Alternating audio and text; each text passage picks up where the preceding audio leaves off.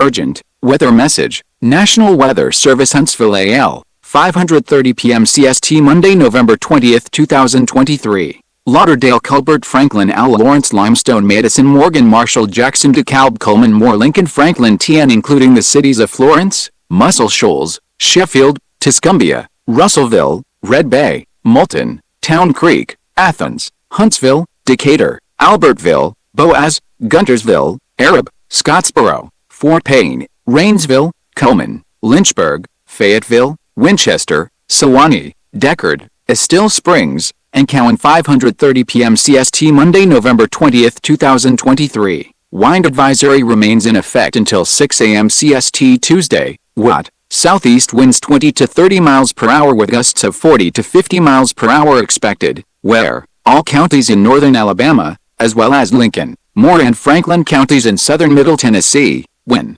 from 6 p.m. this evening to 6 a.m. CST Tuesday. Impacts. Gusty winds could blow around unsecured objects. Tree limbs could be blown down and a few power outages may result. Precautionary preparedness actions. Use extra caution when driving, especially if operating a high-profile vehicle. Secure outdoor objects, and